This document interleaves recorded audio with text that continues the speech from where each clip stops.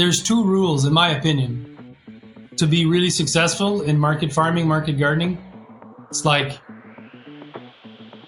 plant what you need, what you're going to be selling, not more, not less. And that's something that is so true. And then make sure that everything that you plant, you're going to take care of. And then you're harvesting 100% of these crops. Like, you want to eliminate all that extra or all that you're not harvesting because you didn't manage it, you didn't have time to come and weed it. All of this is linked. Perhaps you planted too much. Perhaps you're out of sync with your things. So it's planning. The planning part of farming is, in my opinion, the number one area where people can drastically improve their farm. It's like just better, clearer planning. And Heirloom is like, I don't want to say revolutionary because it's not, because tools that weren't digital would do it. But now it's all linked and connected. So it's really seamless.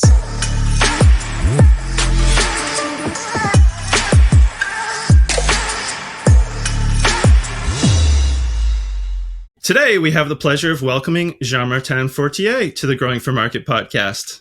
Many members of our audience will be familiar with JM as the author of the book, The Market Gardener, and the recently published Winter Market Gardener, along with Catherine Sylvestre. JM is also the force of nature behind the Market Gardener Institute, which has online video courses for market farmers, Growers & Co., which makes tools and clothing for market farmers, the Old Mill Restaurant, which is a farm-to-table restaurant south of Montreal that was just awarded one of the top 10 new restaurants in Canada, and most recently, a software platform for market farmers called Heirloom. That's quite a mouthful all by itself, so without further ado, welcome to the Growing for Market podcast, JM. Hey, Andrew, it's a pleasure to be here. You forgot FQT Farm. It's one of my biggest projects ever, actually. That's where Catherine was trained. Right? Okay, yeah. So for people who aren't familiar, FQT Farm would be Ferme de Quatre-Temps, pardon my pronunciation there, which in English translates to four season farm, or farm of four seasons. Yeah. And actually, Elliot Coleman was the one that introduced me to the owner of the farm and really insisted that I meet with him, which I would refuse because he was a wealthy billionaire. And I was just like, it's not really what I want to do. But he insisted. And then I met the owner, and then we hit it off, and we made this beautiful project. It's one of the biggest permaculture projects in Canada. Oh, I didn't know that.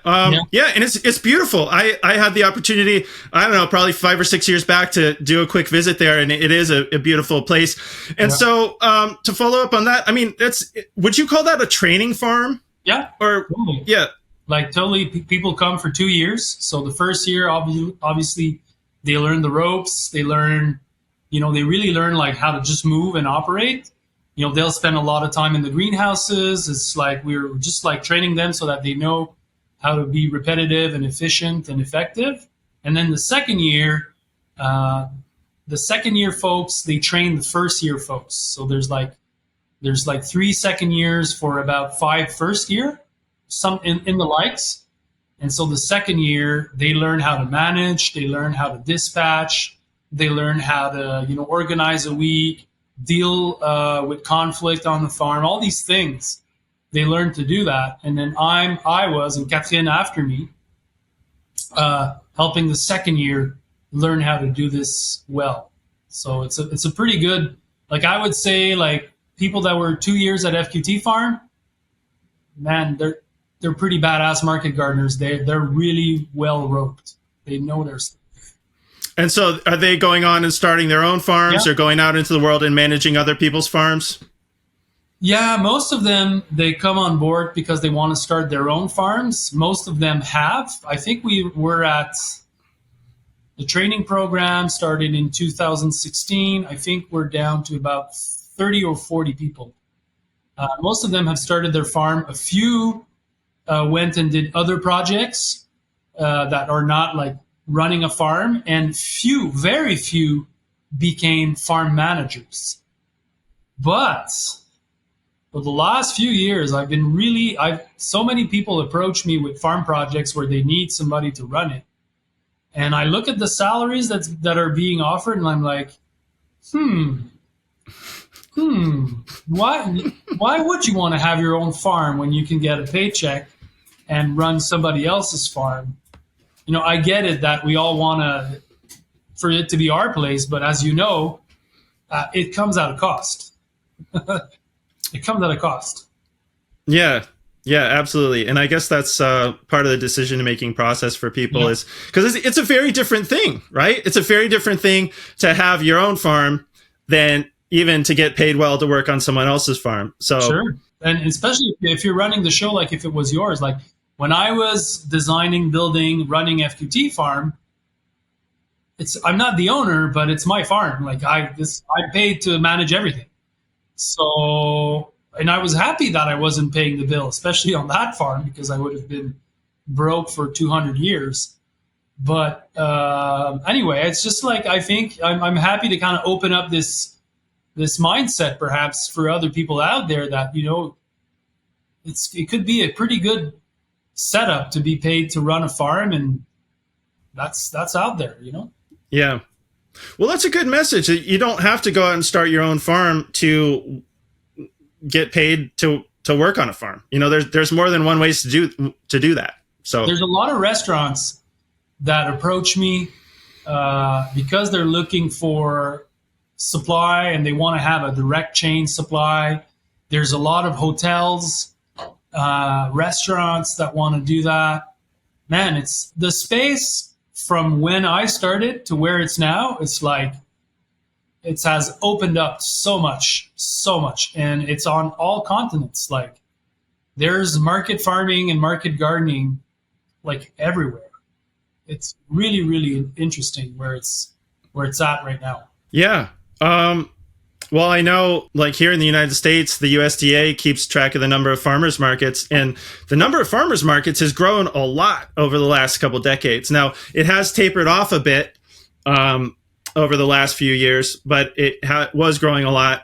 And I'm hoping that we can keep the momentum going with things like online sales, which weren't even an option 20 or 30 years ago, right? You couldn't sell online because there was no online.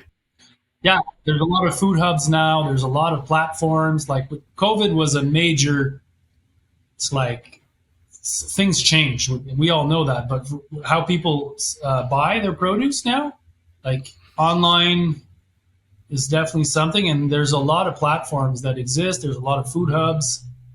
Man, it's exciting. It's like the revolution is on. Yeah. I mean, if anything good came out of the pandemic, I think one good thing is that a lot of farms that weren't already online, of course, they scrambled to get online.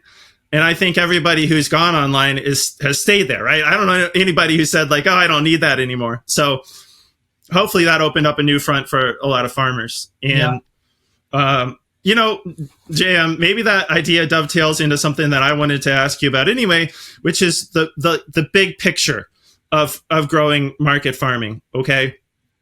Because I know, like I've seen some of the Market Gardener marketing is something like changing the world one small farm at a time. I think you have one that's like multiply the number of regenerative farms around the world and create a future where humans live in harmony with nature and each other. And I'm sure that's all preaching to the choir as far as our audience is concerned. And I wanted to ask you, you've done a lot as far as bringing information to people, right? Obviously, that's one thing that that people need to start farms. And in many ways, we're in the same business in different ways, right? Because you've got the online course and your books. You've done so many resources for market farmers, and of course, Growing for Market magazine. The whole point is to share ideas from farmer to farmer, because in some cases we're very isolated, and I think the best ideas in farming come from farmers, right? And so that's the whole point. I can't take credit for starting it. I'm going to give full credit to Lynn Basinski, who I know. She says hi, by the way. I told her that that we'd be talking. So, but I know part of Lynn's point in starting the magazine, in addition to, I think that market farming was kind of a low watermark in the late 70s and early 80s because there was so much farm consolidation. I think it was a hard time to be a market farmer, and a lot of the generation to generation knowledge got lost because people it wasn't attractive for young people to be farming, so they left the farm, lost the opportunity to get the knowledge from their parents and grandparents and things like that. And I think that's when Lynn, she started Growing for Market magazine back in 1992 because she was researching these things, trying to figure it out for her own farm. So I'm going to say, I think you've already done a lot to help there be more market farmers in the world in as far as all of your educational resources. But I feel like there are systemic things that are holding local farming, market farming, direct market farming, whatever you want to call it, back. Like the big thing, the elephant in the room for me here in the United States is just the subsidies program, right? The government is subsidizing the biggest crops, corn, soy, wheat, billions of dollars. And so the biggest, richest farmers are getting most of the subsidies. And the way that I think about that, it's almost like a junk food subsidy, right? Because what that means is that it basically means the raw materials of junk food are cheaper. And so if somebody doesn't have enough money to afford food, of course, they're going to go buy the cheapest thing that may have a lot of calories, like a lot of the processed food, but may not have a lot of nourishment. And so I feel like market farmers are at a disadvantage because their competition is subsidized. And so I think a lot from my work here at Growing for Market, and I'm sure you have too, about what systemic things, beyond giving market farmers good information, what systemic things can we do to move market farming forward? And so that's what I wanted to get your thought on, is what can we do in addition to information to help move market farming forward? That's a great question. And I don't have the answer, first of all. But, I like how you kind of go there. Because when I say the system, I mean it. Like, I really want to change how this system operates. And I'm deeply involved in being I don't agree with how things are operating. And you're talking about these big farms. The reason why they get the subsidies is because they buy fertilizers and they buy herbicides and pesticides and they buy the GMO and they buy tractors from John Deere and so they're pushing that agenda. It's the farmers are just they're victims of that system that's being promoted. And that's big money. And as you know, for me as a Canadian, like the elephant on the room is like the US government being, corrupted.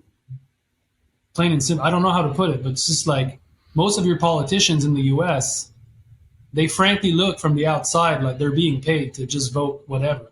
Like, that's how it feels. So, but there's a battle there, and that battle, Andrew, is not new.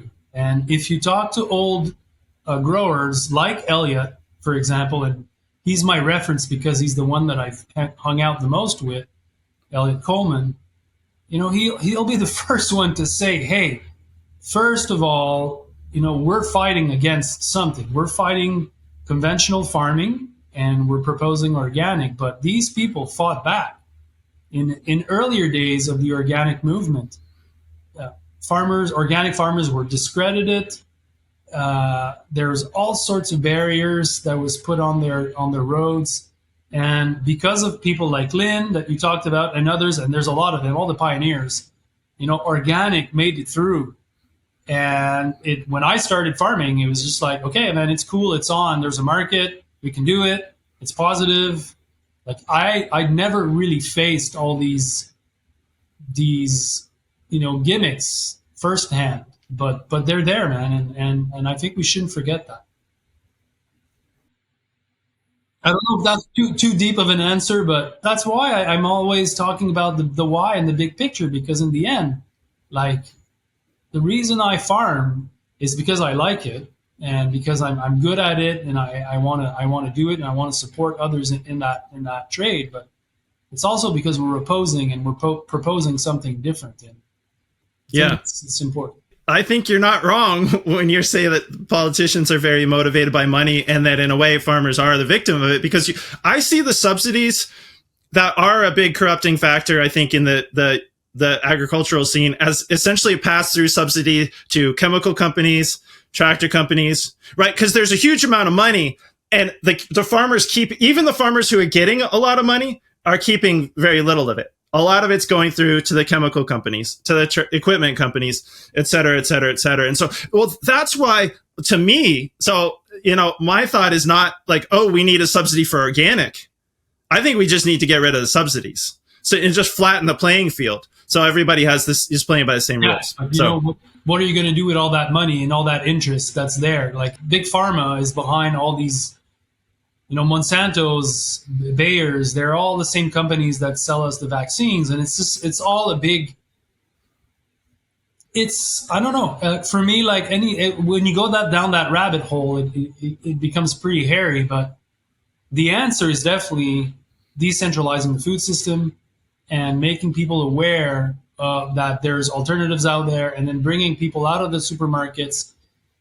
Because frankly, I don't know, Andrew, if you invest all of your life force into trying to change the politics, like, I'm not sure that you'll succeed. Like, I'm not sure that it's actually possible. Right. I'm doubtful. And we should talk to people that, that have been in lobbying for the local food movement at the national level to see what they think. But I don't really see so much of the progress. Perhaps there's more grants now for small scale farmers, and we see all these grants for tunnels and all these things, and there's definitely money for food hubs and stuff like that. But compared to how much the big farms are getting, you're right, it's peanuts. Yeah, exactly. That's super depressive. Like when we talk about that, it's like, whew.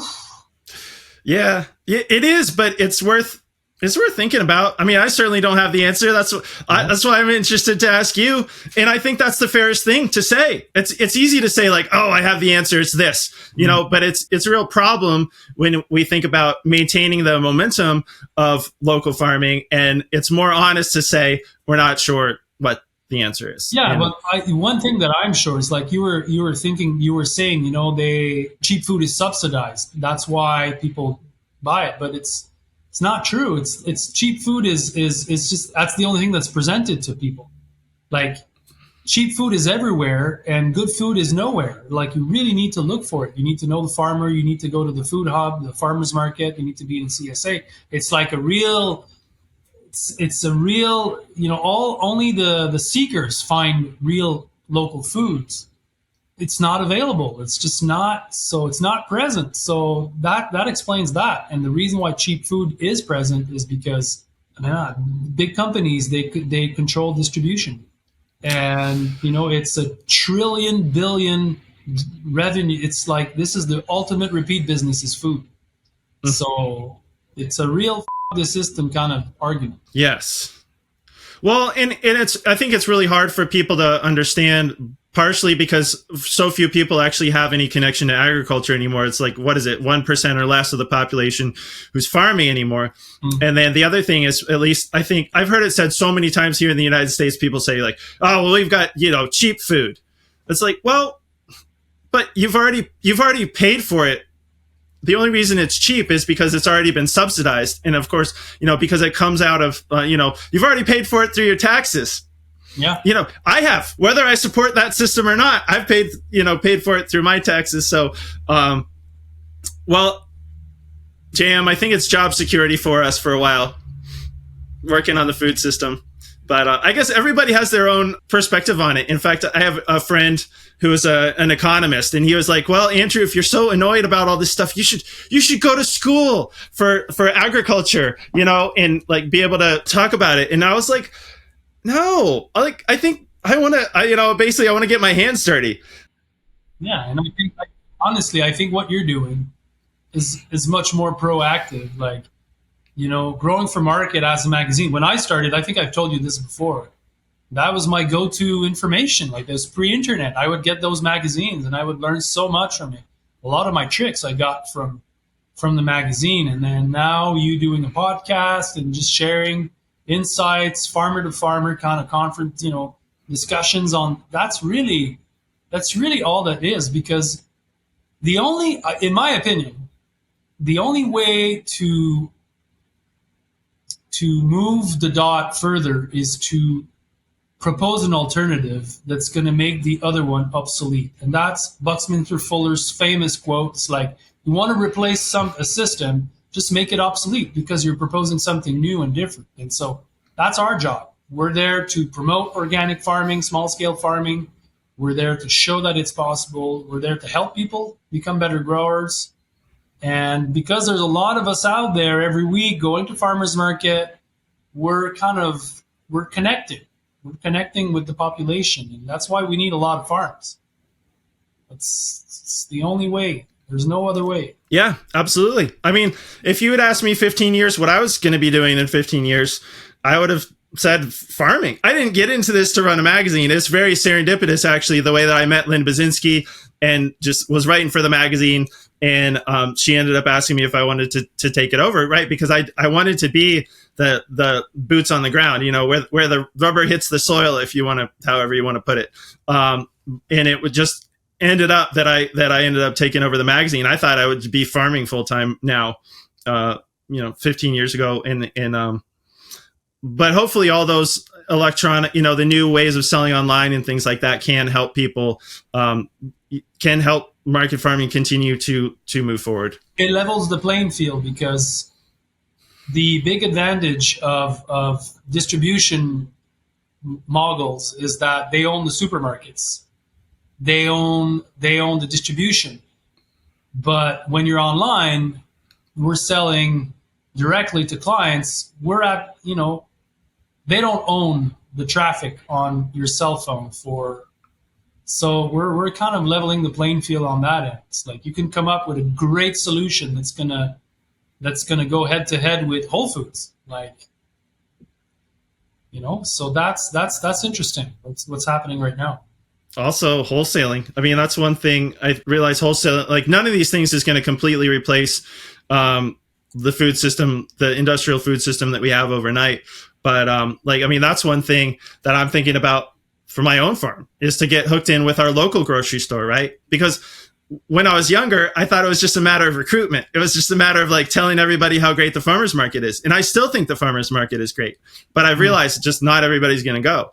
And so I think local farmers should also consider. I've seen some people be really successful selling into their local grocery store too. So I think it's we need all of it, all the things. Yeah, just for here, even if we want to sell to groceries, to supermarkets, we can't get in because it's all centralized. So they're not buying from not I don't know if it's a food co-op.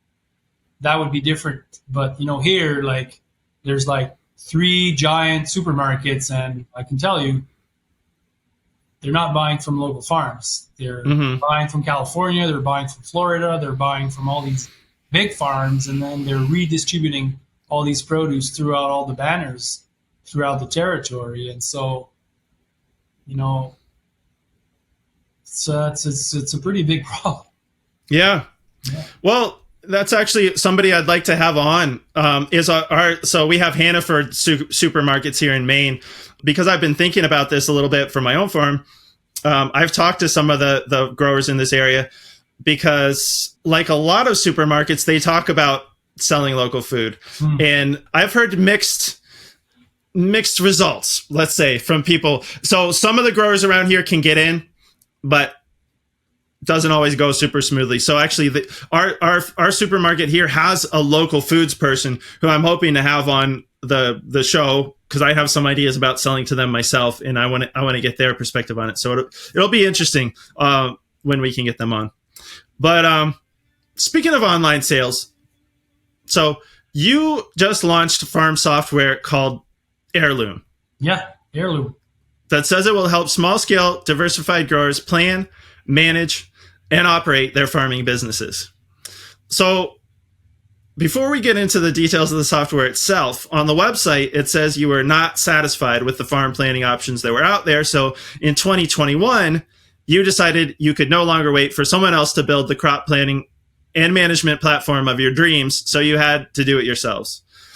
So Heirloom was born. Yep. What setbacks were you running into with the farm planning software that you were using or that existed? Okay, well, first of all, like for so many years, I designed like a crop planning platform on Excel. And a lot of these insights I also developed at FQT Farm, because imagine that we're running 6 acres. There's 450 permanent beds. They're all 100 foot long, and we're double, triple, doing 4 crops per year per bed. We're doing from $600,000 to $750,000 of production per year on that farm.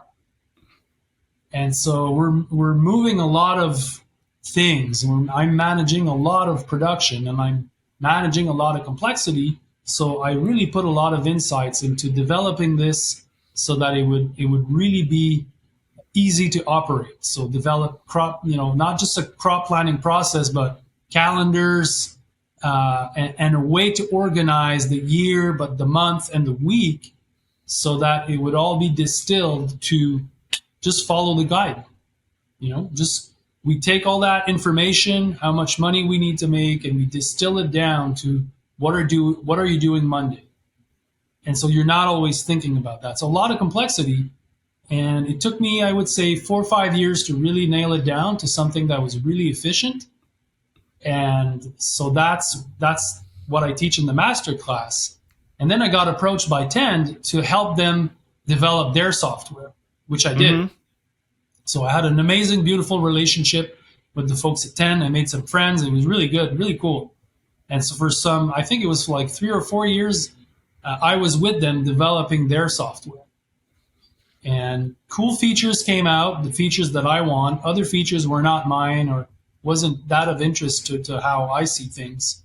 But eventually it just kind of stopped, and they weren't investing anymore, and it wasn't happening.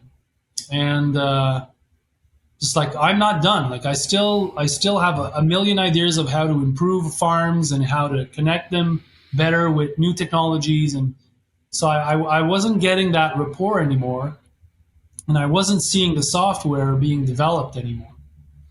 So that's pretty much how I got another group of folks, and I showed them Tend, and I was like, can we do this? And what they told me is like, we could do it better in less time.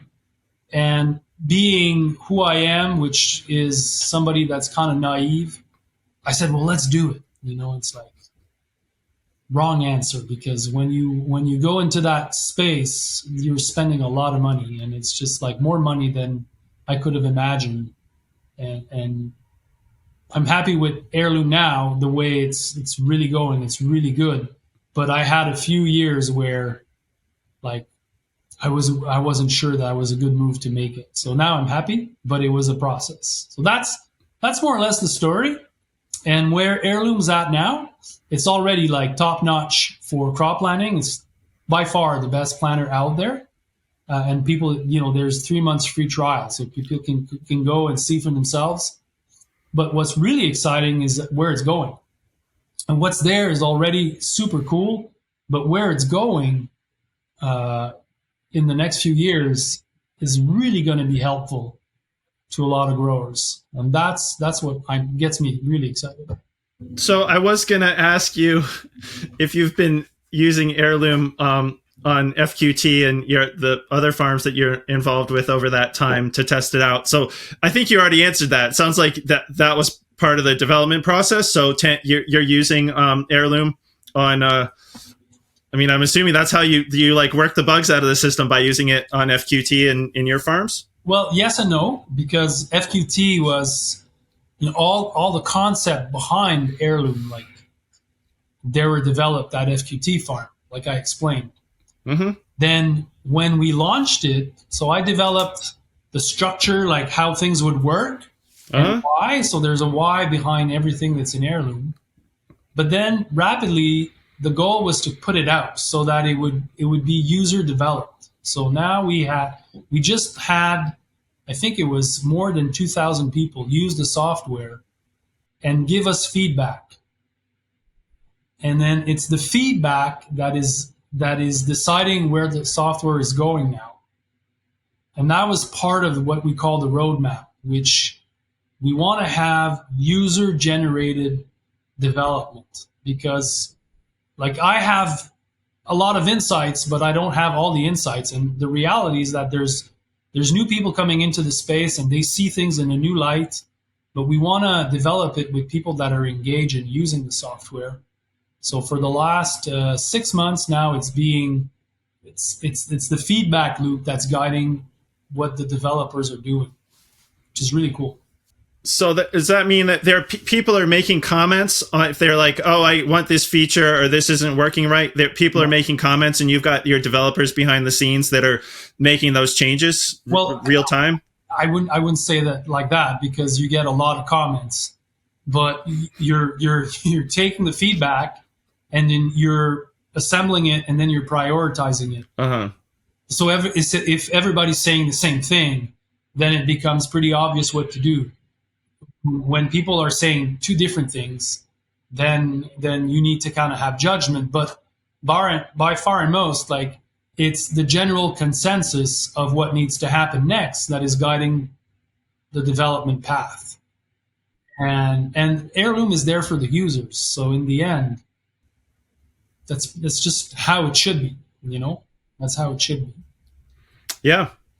Can you use it with vegetables and flowers, or is it vegetables only? Yeah, vegetable and flowers. Fruit trees, like, it's just like here. Like, I have a few fruit trees, but it's another line of trade. You know, I don't want to promise things that I'm not even sure that I would agree to. But flowers, for sure, it's already up there for flowers. It's pretty robust. Mm-hmm. Vegetables, for sure. But then it's all the services that can be connected with it. Like, let's say, and that's not in the platform right now, so I don't want to oversell and under-deliver. That's not what I'm doing, but it's just for you to imagine what's possible. It's like, now we're doing crop planning, and it's really easy for you to say, this is what I want, and this is what I need every week, and this is the space that I have, and create me a calendar. It's not doing it right now, but AI is plugged into it, and it can help you sort out the best outcome of how to strategize where you're putting your crops. Mm-hmm. And you can tell it, okay, I have this crop rotation, I have these successions lined up, I want to do, stale seed bed on that crop. You give it all your itineraries for your crops, and it can really help you soon enough figure out the best pattern of where to plant. That's going to be super helpful. Then once that's pretty nailed up, and then you have, a good crop map, and then you have good calendars, what about, like, let's say you want to take notes. So you're using your phone, you're taking pictures. Oh, I have this disease in the tomato house at that time. Take a picture. It's stored. Next year, you'll be able to revisit that. But the picture also, I'm thinking that soon enough, you'll know what the problem is, confirmed from the picture, because it's linked to the database that's with, the University of Maine. So all of this is close to being possible. And that's where I see that the tool will become super helpful, because, as you know, when you're looking for, you have a tomato leaf and you're like, what's the disease? It's like, man, it can be so many things. But considering the time of year, considering other growers in the area, considering the cloudiness, or considering, the outside temperatures, all of this can be easily put into the software, where you'll pretty easily confirm that that's what it is, and these are the solutions. So that's where the software can, moving forward, become more than just crop planning. It can be managing. Mm-hmm. And that's what we're working on also. Do you mean it's the kind of thing where if they don't know what the disease is, they can go take a picture and then somehow search the picture. Like I know they have those plant finder apps. Like you can take a picture of a leaf. So it's like you take a picture of the disease and it'll say like, oh, that's powdery mildew or something like that. Yeah, and it's going to take into account the fact that it has all the information on a database for University of Maine or your local ag extension agent or USD, whatever. Like there's database of correlation of plant disease with certain temperatures, with certain time of year in certain area. So all of this goes into it. And in the end, what you'll see is like, okay, take a picture of this and this is what it is. Or it's going to say, no, you need to send it to the lab. But either way, it's going to help you do that. And that's just one application. There's a lot of them. Soil sampling, fertility management, just like you name it. Cool. Yeah. For me, this is so cool that I'm like, that's why I was pushing. I was like, okay, nobody does anything for small scale farms. Like the big farms, they all have amazing software. Small farms, there's a few softwares out there that are doing. Most of them, they migrate really fast to home gardeners because it's a bigger market and they want to, they're doing it for the exit strategy. It's just like they want to get rich doing a software. But that's not why I got into it. I really want to create a revolution and a software that is user friendly. The development is generated by the users of the software, the farmers, and then eventually when we'll get to a point when there's enough growers in the platform, then people will come and ask us if they can chip in with their technology. And in the end, it's going to be the grower that's going to have a lot of power in the platform. Yeah, well, it looks cool. I was checking out the website, trying to do my homework for this interview, and it definitely looks interesting. And I saw how it looks like there's going to be some more integrations coming, or at least, that's a great thing right there. Just that it has the possibility to be integrated with other software and apps and things like that down the road. Yeah, exporting also, just like people can take their information, they can put it in, they can take it out, they can print it. There's a lot of growers, especially my age, they're analog still. They're just like, they don't want to be full techie. They want to print. They want to see the map. They want to have a printed sheet of what to do. So that's the beauty of having farmers designing it. It's because it really responds to our needs. Well, so when I was looking at it, I saw how it seems like the whole plan kind of starts from, you correct me if I'm wrong, but like a satellite picture. Like you basically take a picture of your farm. You're like, this is my growing area. And so you can lay out the, beds or however you want to configure your growing area. And so, I was thinking if you don't have very much experience to start with, it's really a blank canvas. Does the software make any recommendations to help guide growers with, say, like best practices? Or is it strictly a framework for plugging in the year's plan? And I asked this question knowing that you've made a ton of resources for growers. So I also, is it basically like go read the book or take the class for the how-to and then plug it into the software? Or does it make recommendations, the software? Yeah, it doesn't at this time, and that wasn't really where we wanted to focus first. We really wanted to have a tool that was just powerful, that would sync all your plantings together so that when you're moving your planting, let's say you say, okay, I have these heads of lettuce that are supposed to be planted on that date, but then you move it further down. He's like, well, it's going to be in 2 weeks. The whole thing moves together. Just that was like the first goal. And then to have something that was digitalized so that you eventually can have it on your phone to see where things need to go. So that was really the first one. And then it's pre-populated with a lot of information on different cultivars you can use, on the spacings, but you can change them all. It wasn't the goal to really create a primer of how to farm with Heirloom. Like, I think people that are ready for Heirloom, they're already farming pretty seriously what they're looking for is just a tool to help them process more information faster and just design their season better. So it's, I don't think it's not even in the roadmap to kind of take people by the hand and say, hey, perhaps you should do a crop rotation. I'd rather people, like, if they want to do a crop rotation, there's a pretty robust way to manage that complexity in the software. But I don't know, like, who knows where it's going to go. Again, the development is generated by the users of the platform. So if people want to have more information about how to do stuff in the platform, that's going to guide the development of it. Mm-hmm. All right. Well, it's good to know. I was really asking more for our listeners for people to understand, like, at what point they could start using it. Because I get it. You've made an online course, you've written books. Everything can't be everything. I can see how you're like, well, I did that.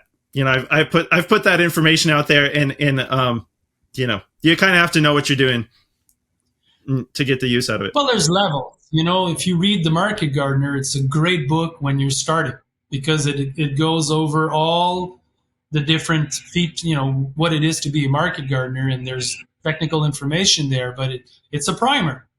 Then I did FQT Farm, and then I was training 10 people per year, and then we filmed it, and then we launched the Masterclass. The Masterclass is not for newbies. It's for people that want to take their farming to the next level. It's really to take where you are and help you become just like more productive, more efficient, and just show you how to do it.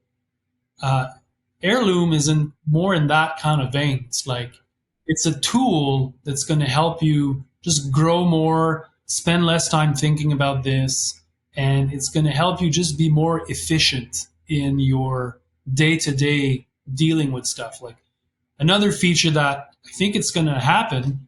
So, you have all that, your data that you're putting in, and you're managing your crops. And so when the certification agency comes in, I think it's going to be push of a button and it's done.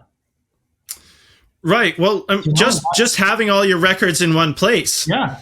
In the first place should simplify things for people, because if you're like keeping up to date on the software, from what I could tell from looking at it, then most of what you do over the course of the season will be logged in there. Yeah, so exactly.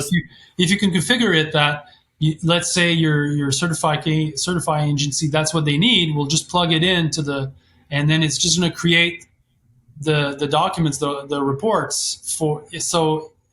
So that's the kind of things that we want to do, so that you're becoming more efficient, you're becoming more streamlined, and there's also the community. When I was doing my homework for this, I saw one of the features that Heirloom has is a seed calculator. So once you plan your successions out for the whole year, it will see how much seed you need for the whole thing, which seems very useful to me. But I was wondering, does that account for like 10% overseeding due to, like plants not coming up or something like that? Or is that customizable? Yeah, you decide your safety measure. Heirloom will offer it, but then you decide. They'll tell you. But it's like we were saying, like, it's also about, making sure that you are, thinking about the whole year ahead of time, so that you can order seeds ahead of time for the whole year, and then you get discount for bulk ordering, and then you're sure to not miss out on some of the cultivars. So that's all part of the strategy, also to be planning ahead of time, to have your whole year laid out, so that you can have 1 or 2 to the limit seed orders per year. And you can save a lot of money on your seed purchase that way, and then you're sure that you'll never miss out also. Yeah, and get the varieties you want. I learned that pretty early in our career, is that if we wanted specific varieties, especially if they're new varieties or hot varieties, to order them early, right? Because you got to think, if you're interested in it, there's a lot of other growers out there that are interested in it too. So for sure. That does sound really handy. So I see that it automatically generates a task list based on which crops are planted and when. is the tasks associated with any given crop generated from your own farm work experience based on what tasks will be needed over time with any given crop? Yeah, great question. So first of all, it's the fact that you can connect a seeding or a seedling with different chores for me is really, really cool because, again, it's managing a lot of complexity. So if I'm remembering correctly, I think there's a few that are there, but it's really encouraging you to add your chores yourself, and then there's a menu when you can decide from which one of these tasks that you want to connect with. Assign the planting. I don't know. Let's say you're doing carrots, and then you want to use a flame weeder to do a stale seed bed. You're going to be planting, preparing your beds 10 days prior. You can tell it, and then instead of just telling you when to seed, it's also going to tell you when to do your bed prep, and it's going to tell you which bed because you've assigned it to your map. And so there's a lot of reminders. Okay, I want to put calcium and boron in my peppers, and you want to do it. Best practice is 4 weeks after transplants, and 8 weeks, 4 weeks later. So you can pre-populate all these things. And these are all reminders of what you'll need to do every week. And that's really where a tool like that becomes really helpful, because in the end, there's so many variables that we're managing. We forget that, but it's a lot. And it's really easy to forget. Mm-hmm. But by doing it that way, let's say you decide that your crop itinerary for peppers is that, you're putting calcium, boron twice in the growth period, then it's going to be locked in, and every time that you're planting it, you'll have the reminder to do it. And you can even push the chore to somebody else on your team. It's going to happen pretty soon here in Heirloom. So that's really interesting. Yeah. Okay. That was actually going to be one of my follow-up questions was whether you could assign tasks to certain people. And so I'm assuming that if it's a task, it has to be checked off or something like that. And if that assumption is right, I'm assuming if it doesn't get done, if it doesn't get checked off, it just carries over to the following day? Yeah, that's a good question. That exact fact, I think, is being developed now with the developing team. But that's probably what's going to happen. It would make sense. But as long as you're aware that you're not doing it, or it hasn't been done, I think that's okay. Because sometimes, it's irrelevant, or, you're saying, I need to make sure that I'm watering my stale seed bed to pre-populate with weeds, but it's been raining for a week. So it's just like, whatever. That chore is irrelevant now. I don't need it. But at least you're always reminded of these things. And you'll probably also have, the version that's going to be on the phone is not yet out. It's coming out, but it's not yet out. And it's really interesting when you think about it, because a lot of the new generation, they're totally comfortable with their phones. But the older analog generation, like my group of age, not so much. For a lot of people, paper is still, they want to print. They want to print their things, and they want to see it in a certain way. So we're, again, coming back to what I was telling you, like the feedback is what guides how the software is being developed. Right. And it's all very customizable, because I'm thinking that's one of the hardest things. I think it takes a few years, especially for crops that you may only plant once or twice a year, like peppers. It may take a few years for you to figure out exactly what your best practice is for those crops that don't get planted over and over and over, right? Like the quick successions you get pretty good at. Yeah. Now I'm going to put my other hat, and because Heirloom doesn't tell you this, but the masterclass and my teaching does, because it obviously, this as a tomato house grower, you're not going to reinvent how to grow these crops. You're going to learn from somebody that's going to teach you. Because in the end, there's we keep hearing that there's a million ways to farm, but it's like there's better ways. And there's ways that have been, really well rehearsed. And so like I don't change how I do things every year. Like I've learned from others and then I've implemented strategies to grow certain crops in certain ways. And that's what I teach. And the reason why a lot of the people that are in our classes, they're getting huge success rates is because they're following proven, guided ways of doing things. And that's not built into Heirloom because it's not the purpose. But in my opinion, like you should be following the guidelines of how to grow peppers.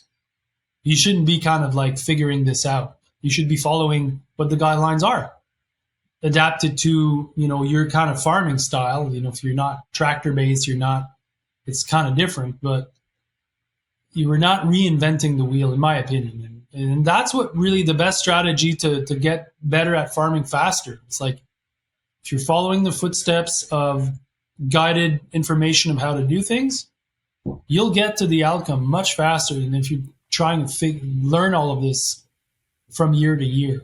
Right, absolutely. And I mean, I think that's true. I think the fact that you can set your farm up and run your farm however you want is what keeps it interesting for me, and I think for a lot of people. But you're right, there are certain best practices that you're just, and that should be liberating for people because they don't have to reinvent the wheel. It's like there's people out there who can tell you how to grow peppers.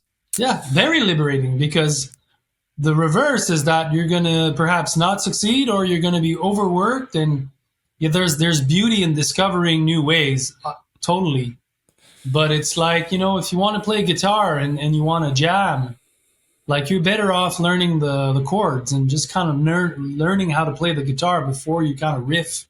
And it's just like and for me, that's the whole point of what I do, really, is I just help people along in their journey by teaching them good ways of farming, and it helps. It's 100% proven.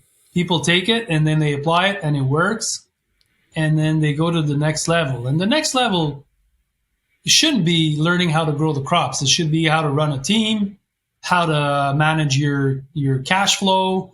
It should be how to develop your market. It should be, how to improve your bottom line. It should be how to have a better quality of life with your spouse or your, whatever. It's just like learning how to grow the crops shouldn't be your limiting barrier. Right. Because that information's out there, and like you said, it's a lot of times you have to learn the rules, before you can break them. But I think what we both want is for growers to stay in business, right? We don't want it to be so like start from scratch from the ground up that people end up just spinning their wheels, get frustrated, and go out of business, right? So hopefully Heirloom could help people.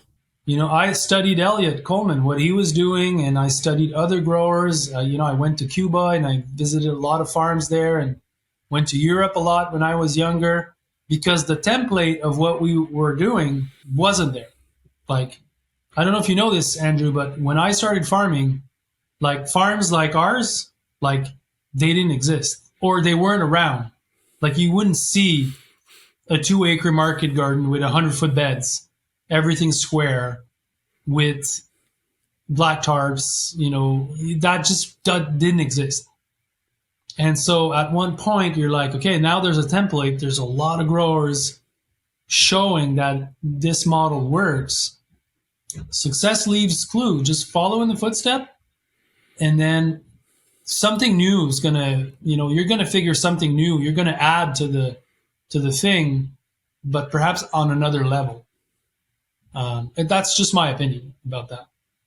Well, no, you're exactly right. And growers who are really new may not think about that, but market farming information was a lot harder to come by. People like Lynn. I mean, that's why she started growing for market. Yeah, it's because exactly. there was very little, think about it. There was no internet back in 1992 when she started it. And so, she started a magazine. Then, people like yourself have taken advantage of the platform, the format of online, because like growing for market's not going to teach you how to farm. It's going to, give you ideas from other farmers of what they're doing on their farm. Somebody was just like, oh, I want to learn how to farm from scratch, I'd be like, well, go take JM's course, or there's other online courses out there like that will really teach you, take you through the whole thing. Cause I went off and worked on farms, but not everybody can devote a few years of their lives to like going and working on other people's farms. So, I think that's a good point to make, is that, there's a lot more places to get this kind of information, these days. Yeah. And also see, I don't know if you will think that's true, correct or not, but the other thing that I observe, because I do a lot of, I hang around a lot of young farmers still, and I see what they're doing, and I don't always intervene because it's just like whatever, each his own.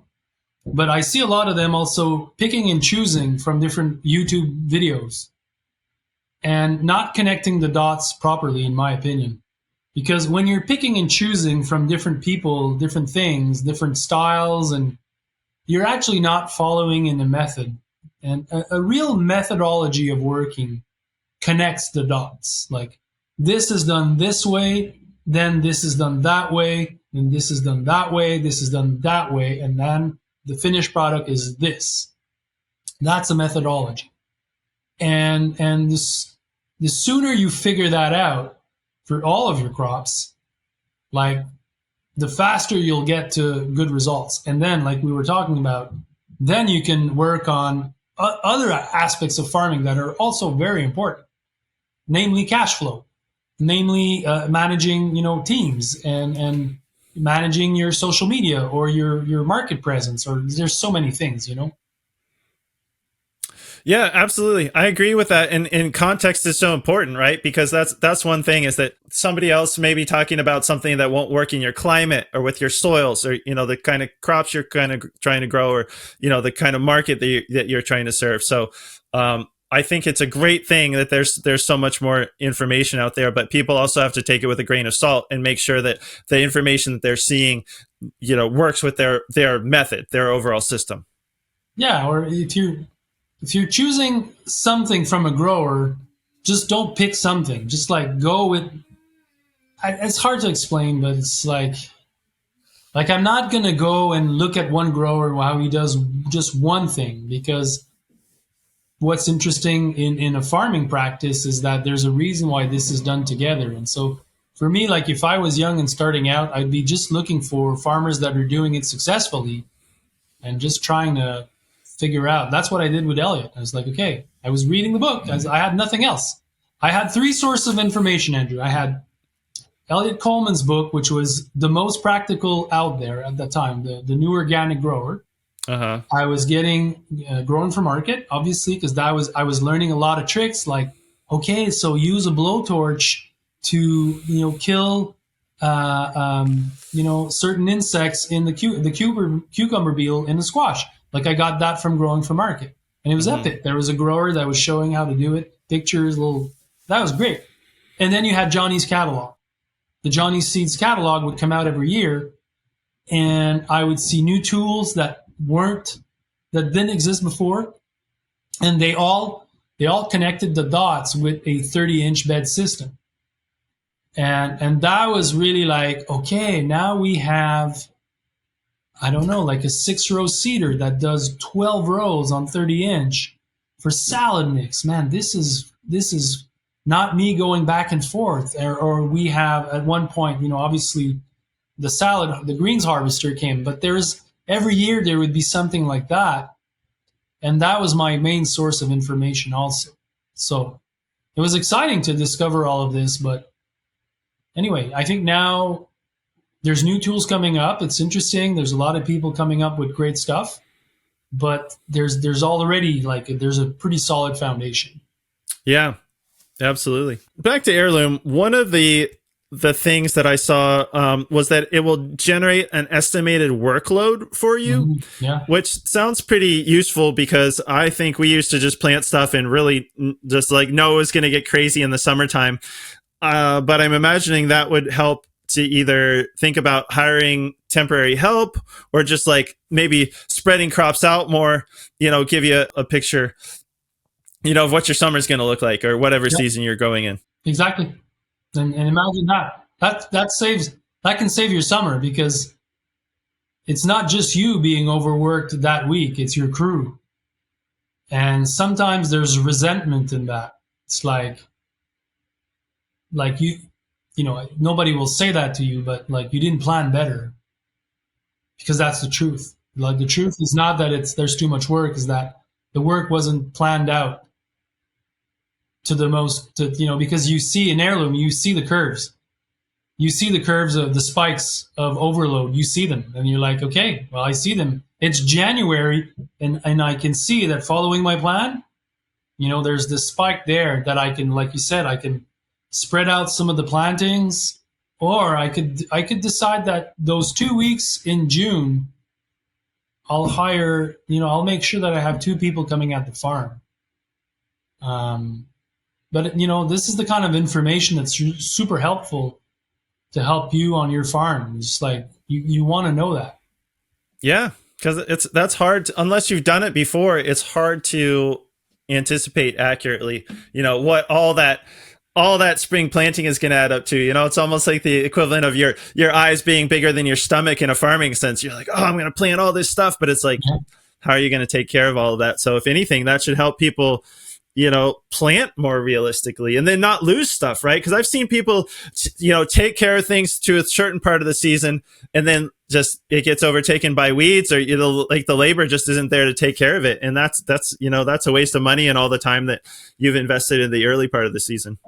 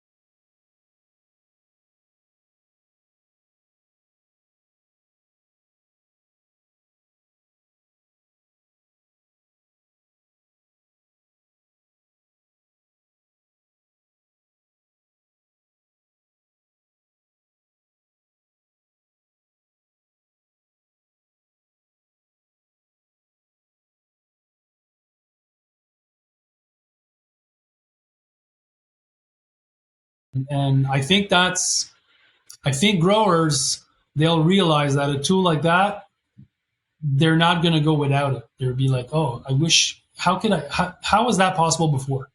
I think that's what we're going to hear in the next year. And I think that's the ability to hook in with other apps and things like that. Like one of the things that I saw was that you were, I don't know if this is working now, but in the future, you would have the ability to hook in with different e-commerce platforms, so that you can connect what's going on in your Heirloom to your actual digital offerings. And so I wanted to ask, well, A, is that live now? And B, do you know which e-commerce platforms you're going to be offering integrations with? No, like, and you should know, Andrew, like I'm not head development. Like if I have a superpower, is that I can attract the right people to do things. And I insist that they work on things that we care about, But so there's the people that are, I'm not running the show. But to your answer, it's not decided which platform yet. I'm in the group of people that were looking at different platforms. We just had the guy from Ubi. Ubi, he's in the UK and he's in Australia and New Zealand. It's a super interesting platform. But we're also looking at others, and it's going to be interesting, but that's what Heirloom doesn't have right now, and it's not going to be developed by us. Like the sales part is not going to be growers, is not going to be Heirloom. It's going to be a platform that's already out there and well developed, and Heirloom's going to focus on the production side. Yeah. Okay. Well, that's the feeling that I got, is that you'd be able to hook in with other platforms. So we can say it sounds like to be determined. Yeah, and that's totally the goal, because in the end, what we want is just like the better product for the grower. So and it's expensive to develop everything. So at one point you're like, no. It's like you need to imagine like it's a robot, and there's different pieces of the puzzle that's going to connect. It's actually what's called an ERP, and Heirloom is going to be the central hub for these parts.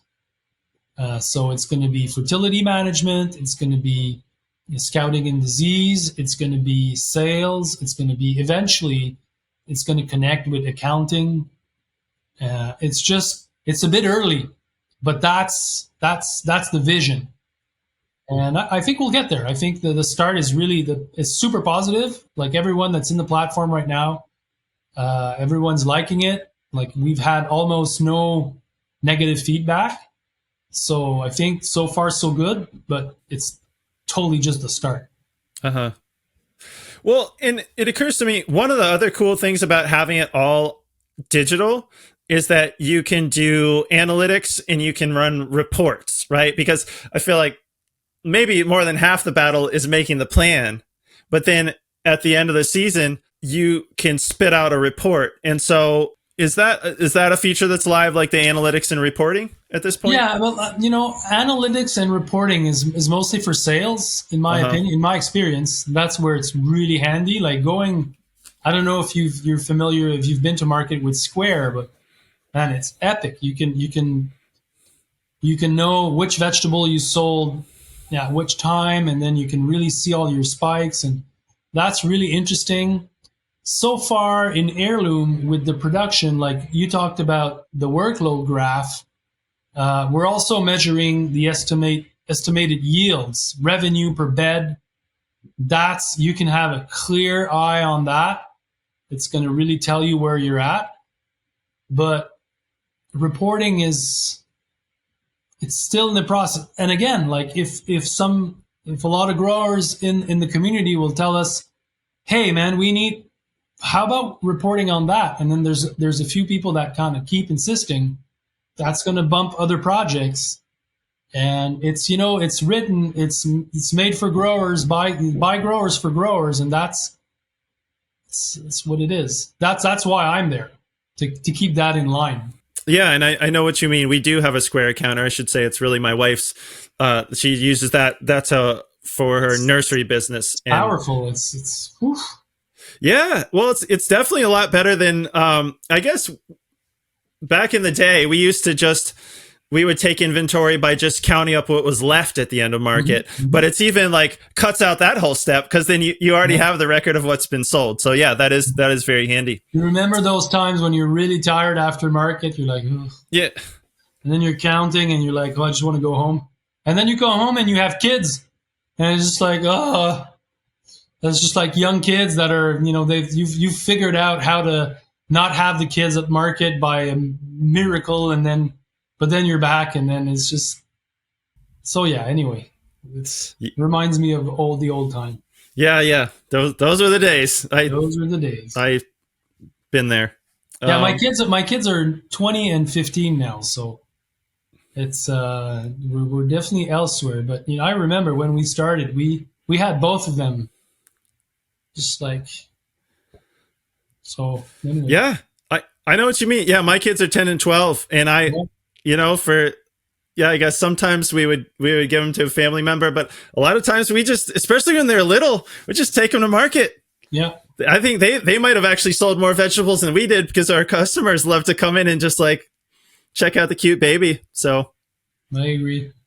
I don't know. Maybe we should have some more kids. Go back to market, but well, I'll let you do that. I think I'm good. I'm 46, so I'm definitely not into making new babies mode. Yeah. Well, we're pretty contemporary then, because I'm oh wait, actually I'm 46 too. Sorry, I'll be 47 this year. So there you are. We're done. We're done having kids too.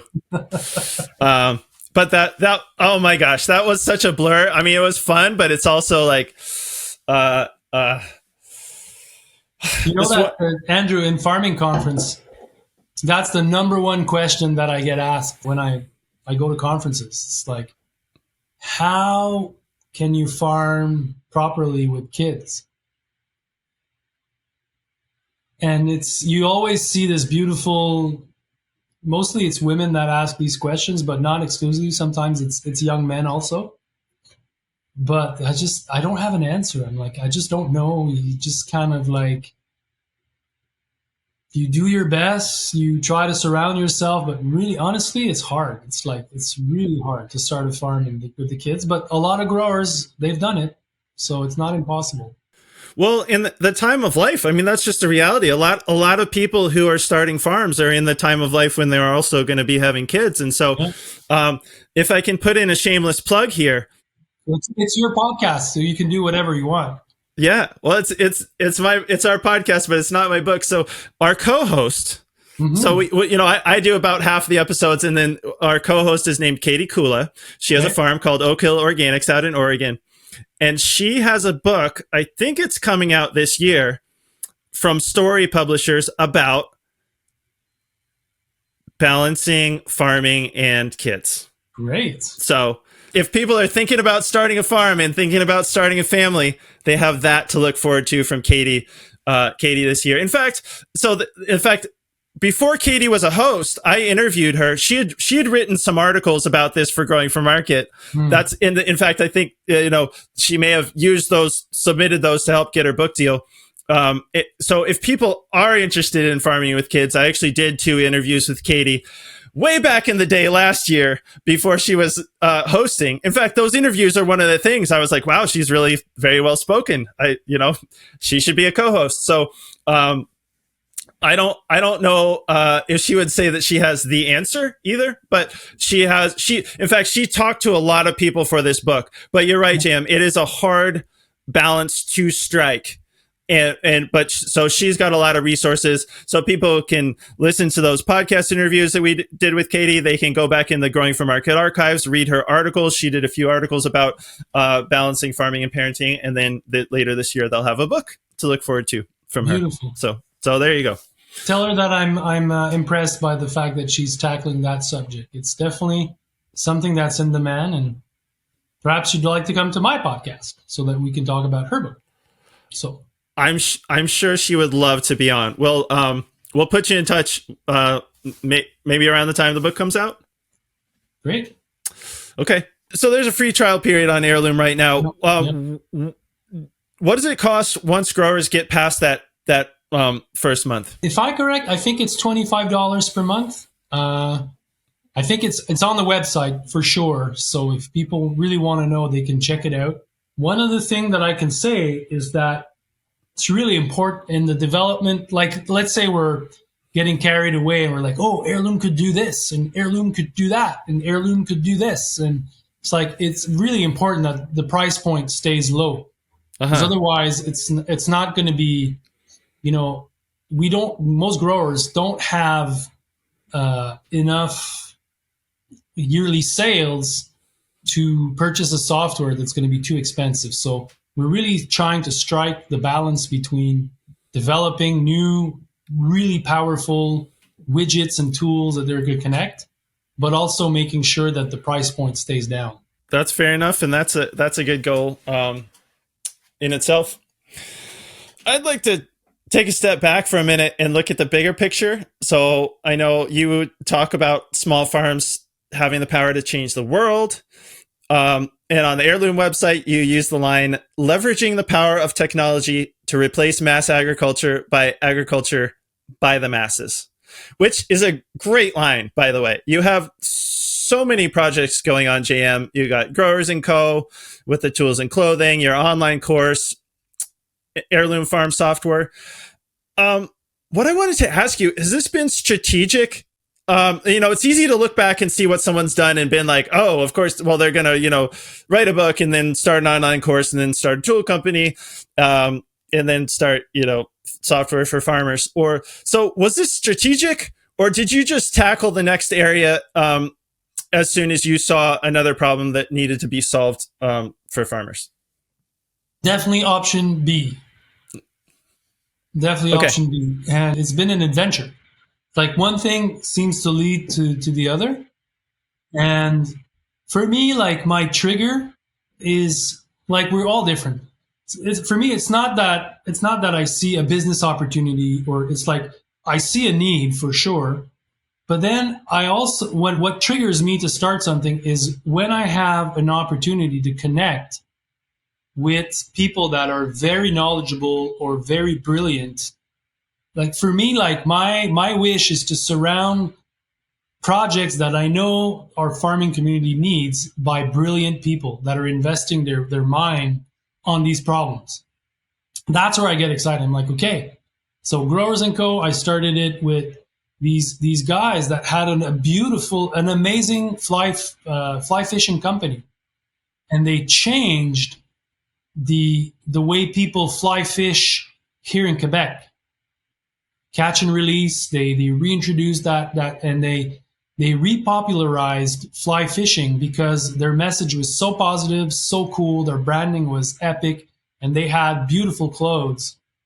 And that's I was like, hey, if I could work with these guys and have a brand that would do amazing clothing for growers, that had a really nice magazine that would share stories of people that are super inspiring. And then that was my hook to say, okay, I want to put my energy and my resources into that project because I had folks like these. And it was the same thing with Heirloom.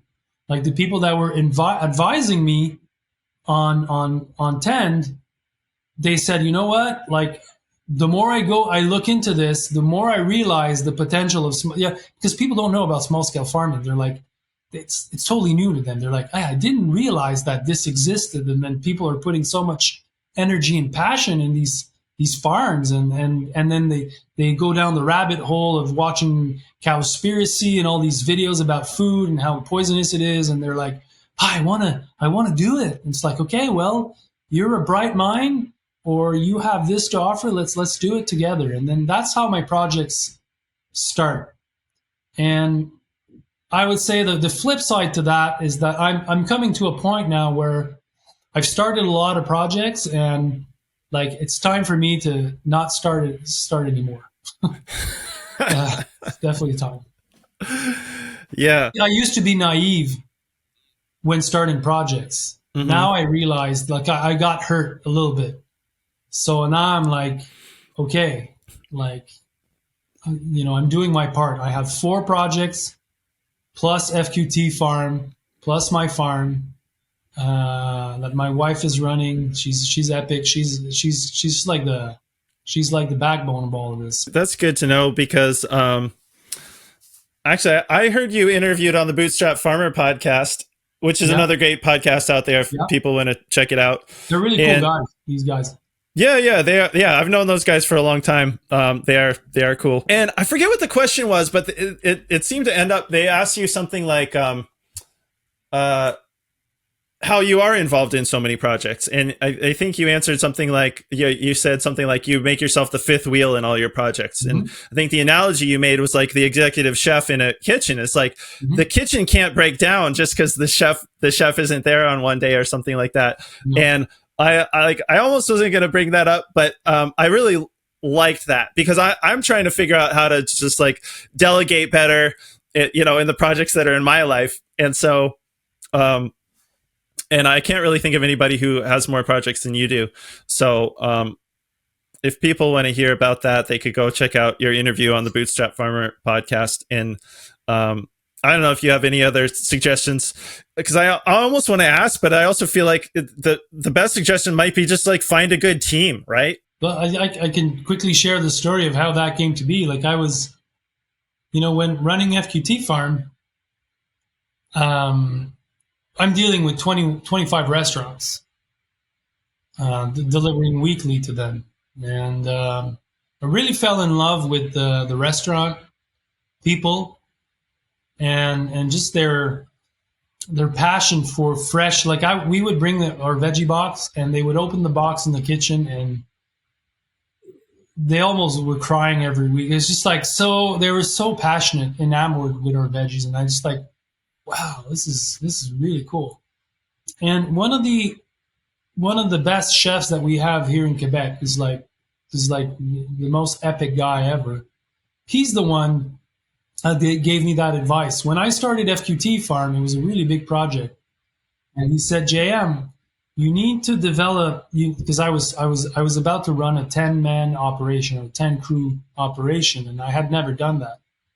And it was like, you need to make sure that you're doing all these little things, you're setting everything up so that you have a lot of time to look at the details. That's what I do in my kitchen. Like, I make sure that the plates are warm. I make sure that, all those little details are finely handled. And if something happens, I'm there. And that's how I set it up. I set up the farm that way, where everything that needs to be done on the farm, weeding, harvesting, decision making about what to do next, you name it, going to market, preparing for market, everything. We all mapped it out. And eventually everyone had roles and responsibilities on the farm. And I developed a few systems where we would get together to go over things. But in the end, I was spending my full day mostly with the first year, farming, picking, harvesting, just kind of being with them and observing things and doing the details. And I got better at that and better, and then it got to be quite a success. So when I started other projects, I used that same kind of mindset. And I'm still working on the kinks because these are bigger projects. But, everything that I've learned in business, I got through my farming experience. And that's why I have so many projects. Like, why would you grow 40 different vegetables when you can only grow tomatoes, mesclun, and peppers? Like, the reason is because that's what we do. We just grow all these vegetables simultaneously, because we're wired that. Like, I'm wired that way. Like, I look at everything in that kind of way. It's like growers, the brand connects with a certain audience. The masterclass and the institute connects with people that are different level in their farming. Heirloom is something that I'm really excited about because of all the possibilities. The restaurant is my home base. It's what I care about. Like, I host a lot of people. A lot of people come to my restaurant now, and I meet with them. They come in my greenhouse in the winter, and I show them what you and Catherine, you went with Catherine over. It's like, what we're doing in the winter is pretty epic. And then I'm showing it to all the people that are eating on a Saturday night. And I take an hour for that. And then I go back to my farm, and I'm just happy. It's like I shared my passion, and I passed my message of food sovereignty and the fact that we don't need California. We can grow stuff here, and people are listening. So. Yeah, absolutely. Well, thanks for that. Because honestly, that's where I am with the magazine. I'm trying to grow our team on the magazine. Mm-hmm. Not so much so we can make more money, but because I want to have a bigger team, because there's projects that I want to get off the ground. I feel like it's like, oh, it didn't happen last week. It didn't happen again. Like this podcast, we had plans to launch it a while before we actually did. And part of it was we just didn't have enough, staff to get on top of it. And so granted, most of our audience is probably not launching a podcast or farm software, but whether it be somebody to do farmers markets for them, or a CSA manager or sales manager or something like that. I mean, delegation is important in business, regardless of what your business is. So I think that's valuable. And also, your audience, Andrew, like, if they're looking at me, like, it's 20 years. So, at the end, like, you get to do a lot of things over 20 years. So I definitely learned my ropes. Going to farmers market, organizing farmers market, starting farmers market. I did a lot of these things too. And then just kind of like moving on to the next project, where when I become expendable, like when somebody can do my job, I move on to the next one. Like, if somebody can, Andrew, come on your podcast and do a better job, and you don't need to be there to have your audience super happy, then you're going to be working on something else. And that's just how it is. And that's great. Some place where you need to be there because you're the energy, or you have the insights, or you have the knowledge or the skill set to do what you need to do. And that's progress, and progress is good for everyone. But it's, you can't look at somebody that's kind of doing all these things and just look at where he's at now. You need to look at the road, and my road was a long one, certainly. Yeah, I mean that's a good point. It didn't happen overnight. I mean that's funny. I've been thinking about lately. My first full-time farm job was the 2003 season, and so it's one of those things like you get old enough. Last year I was like, it's been 20 years, and so I don't know. I mean, I don't feel that old, but apparently I am. So, but yeah, I mean that's a good point. It doesn't happen overnight. Yeah.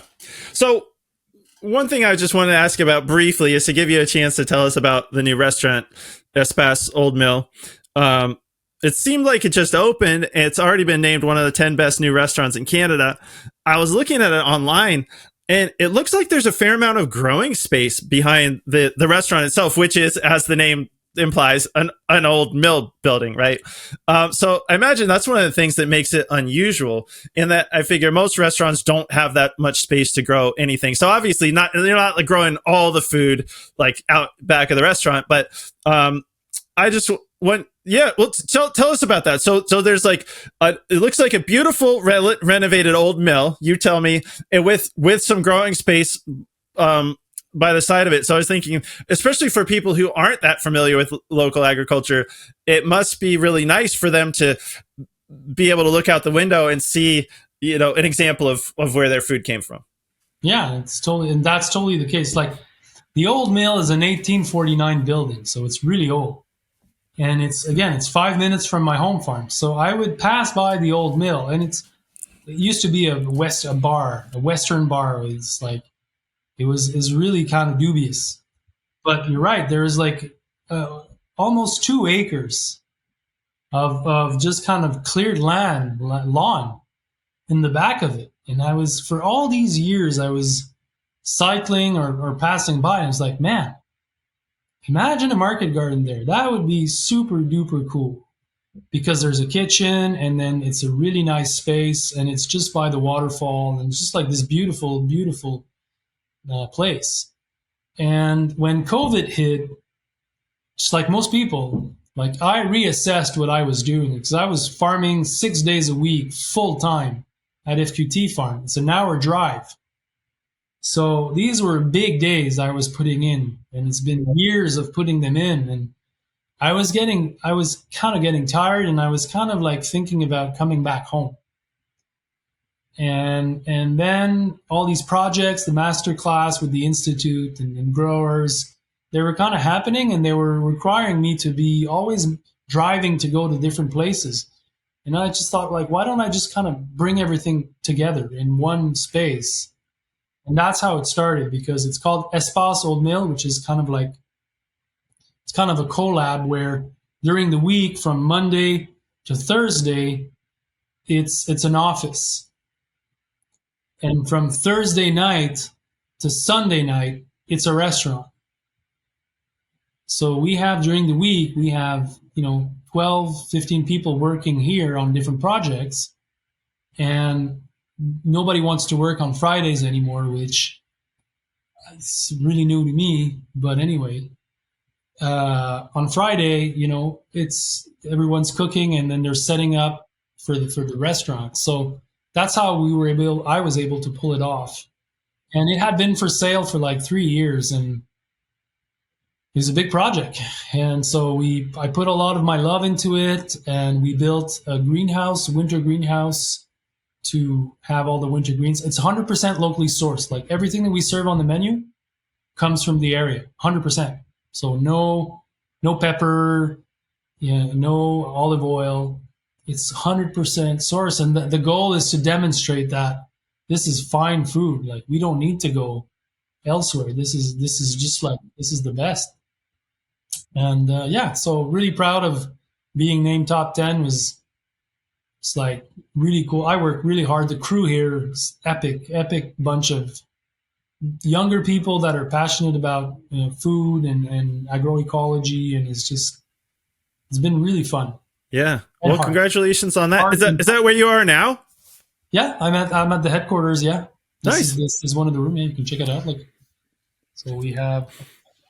This is gonna work. Not Yeah, sure if yeah. this It's one well. works, but you can see the greenhouse. The greenhouse is right there in the back. Okay. Anyway, so yeah, people can come. It's open. We have 5 rooms also, so people can come and spend some time here. This is the Eastern Townships in Quebec. It's one of the most, beautiful place. It's an hour from Burlington, Vermont. And, people in the US don't know this, but there's a lot of people here in Quebec that follow not just my work, but some of the things that I preach for, which is food sovereignty, which is more money, government money for small farms. I'm really involved on that end, and I have a few TV shows here in French where we talk about these things and farming and food. So people are excited to come and visit, and it's just a good place. Yeah. Well, I'm excited to come up and have a meal Yeah, sometime. you're coming. That's what I've heard. That was the deal. I'll come. You'll come. I'll come on yours. You come on mine. Yes. Yeah. Actually, so that's the next thing I wanted to ask about is that I wanted to make sure and ask you about that you're starting a podcast. Talking about not starting any more projects, but okay. So yeah, I'm looking forward to coming up to Quebec in April to sit down for an interview for that. But can you tell us a little bit about the new podcast and when people will be able to listen to that? Because it's not out yet, right? No, it's not out. I think it's going to be still a few weeks. We wanted to have 4 or 5 episodes kind of like done so that we're not, we want to make sure that it's going to be high quality. We're investing a lot in it actually. But for me, it's like what we're doing together. It's just like there's a lot of people in my network that I admire and that I know that they're doing amazing work, have great stories to share. And so I want to bring them on and just talk about what they're doing, talk about really interested in the good food revolution, how they see the change, how they operate it. And so far we've had 3 or 4 guests. Mm-hmm. These are like conversations like we're having, you and I, and I'm enjoying it. It's fun, and that's as much as I can say about it. Okay, and what is the title of the podcast so people can find it when it comes out? Yeah, I was thinking it would be Digging Deeper. Mm-hmm. But we got a memo that SEO needed to reach, and you know the thing. It's like it needed to have a little bit of marketing in it. So I'm like, okay. So I don't know what the name is. All right. Well, stay tuned, folks. I'm sure. All right, we'll make sure. We'll make sure that they can hear about it. Do you know when you're coming down? I'm pretty sure it's April 2nd. If definitely beginning of April, probably the 2nd. Well, I think that's what I worked out with Gabrielle. Make sure that you score a meal. It's definitely worth it. I think you'll like it. Yeah, absolutely. Well, actually, I didn't even realize that where we're recording is the restaurant. So yeah, I'll make sure and have a meal while I'm there.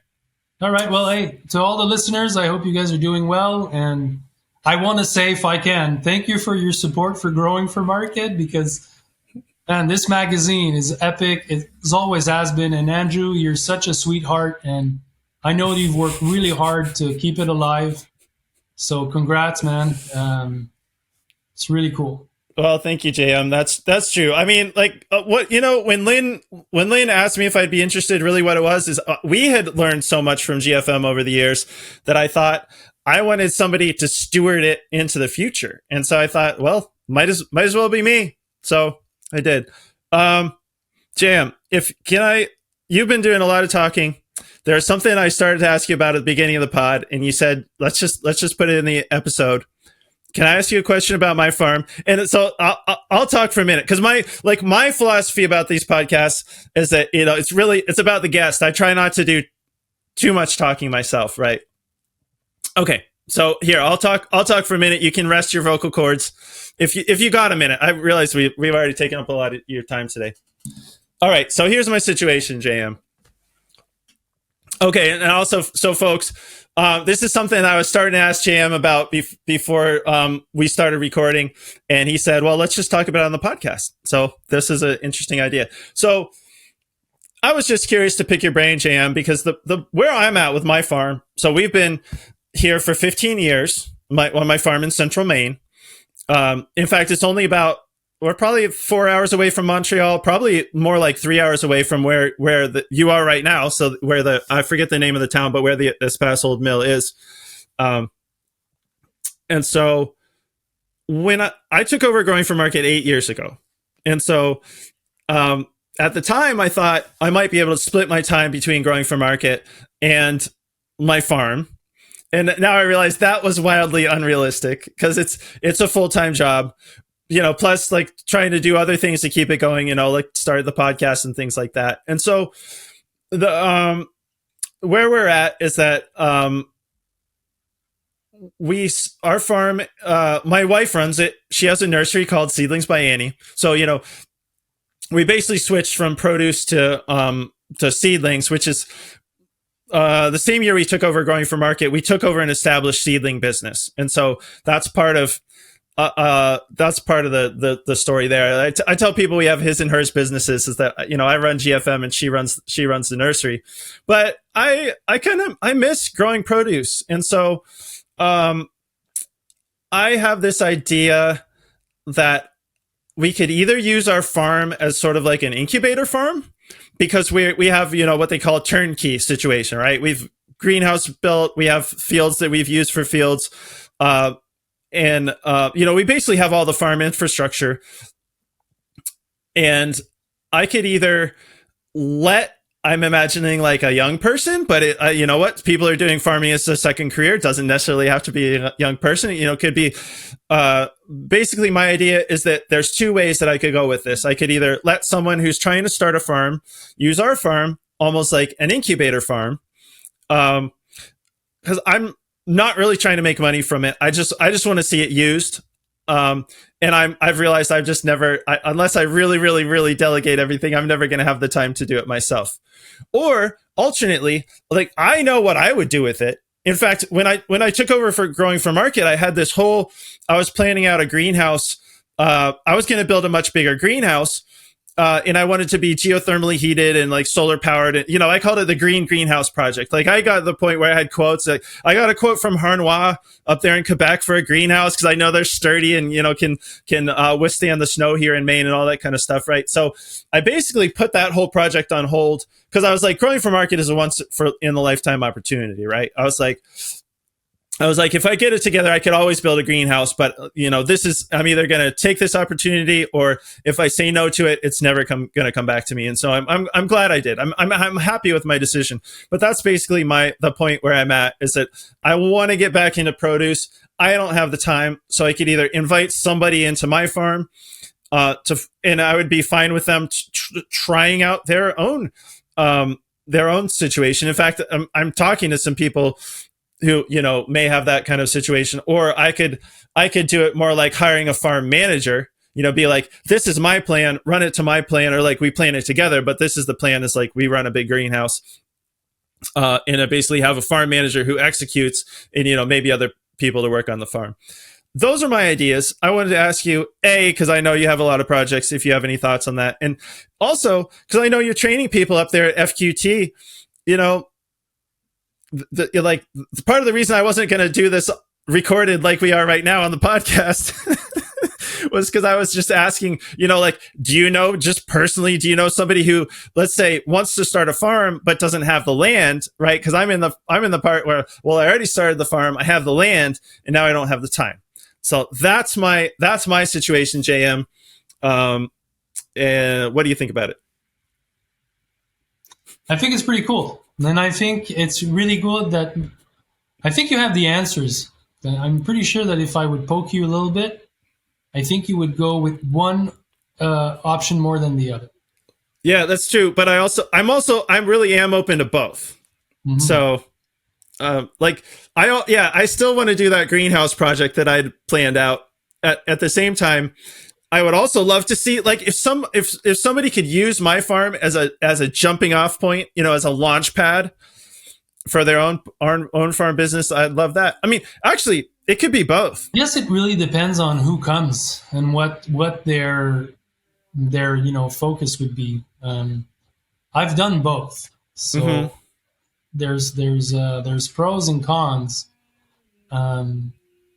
But in all cases, you definitely want to have someone or a couple that really wants to have the experience of managing and running a farm.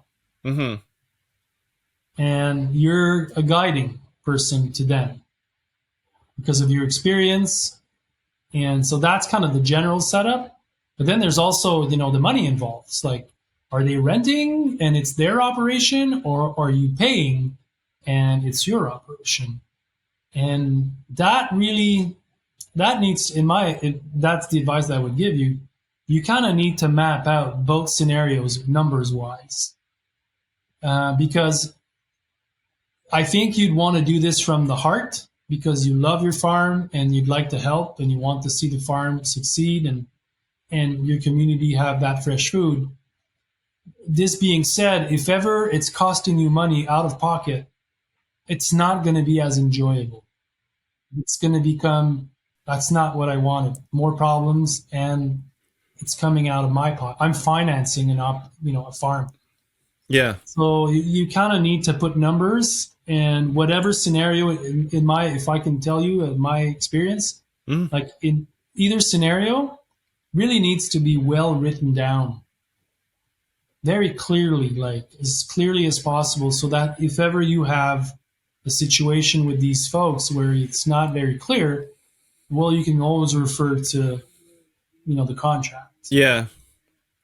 Well, that's a really good point, because that's when disagreements happen, is when things haven't been laid out clearly. I think you're exactly right, JM. I mean, that's funny. I was just like within the past day or two, I was thinking about this project, and I was thinking what I need to do is make a business plan for what I would do. Then it's like, I could say, this is what I could show people, this is what I would do with it. But I also like you said, is like the rent thing. It's almost, I almost like, don't like, it's not for me, it's not a money making, it's not like I'm trying to let somebody use the farm so I can make money off of them. It's really more like, like you said, I want to like see it used. I want the food to go into the community. I basically want to like be doing what we were doing before we did the magazine, just, find a way to do that with me also giving most of my time to the magazine. So I think that's good. That's good. I think what you don't want is to be financing the project from your pocket. Yeah. Like, I think that's definitely where the line is. Like, if it's costing you 10, 15, 20 grand out of your income, then it becomes another, it's like, So keep in touch. And then when you'll come in April, I'll present you to different people. Perhaps some growers that, I don't know if they're interested in Maine, but yeah, let's do it that way. Well, honestly, that's half the reason I was asking, because we're so close together geographically. It's, it's like it never hurts to ask. You might hear say like, oh, I know a young couple who's like looking for a farm. Like, so, all right, we can table that until I'm up there in April. So, appreciate you letting me tell you about my situation, JM, and you've been very generous with your time. I've really enjoyed the conversation. The last thing I want to ask is just like, I think people know where they can find you, but also I like to give you a chance. I mean, people get hooked into all your different projects from Market Gardener Institute, or where should people like go to find you? There are three separate brands, but the Institute is definitely, there's a lot of resources there. It's definitely, if people don't know about the Institute, they can check it out. Growers.co is the tools and apparel. I haven't done, a fifth edition of the magazine because there's been a lot of constraint, but the magazines are out. If people haven't read them, they're beautiful stories. They're definitely worth it. And, they are beautiful. Yeah, it's really nice. They're almost like a coffee table book or something, as I thought. I mean, because I got them, I've gotten them. I'm curious. I was curious. Yeah. And then we're coming up with a new line of clothes for the spring. It's really exciting. People can check that out. So just connect through the website or the newsletter of growers. And Heirloom it's free trials. It's, what we want is people that want it. So you can really test it out. It's heirloom.ag. That's the website, heirloom.ag. Mm-hmm. Check it out. Give us your feedback. Free trial, and then if you're in, you're in. If you're not, it's great too. But it's definitely the future, in my opinion. Yeah. Well, and it's a good time of year for it. It's springtime. I feel like people are planning things anyway, so it'd be a great time for someone to hop on and check it out. So. Yeah. All right. Well, thank you, JM. I really appreciate your time and your thoughts today. Take care, and we'll see you before too much longer. Okay, great.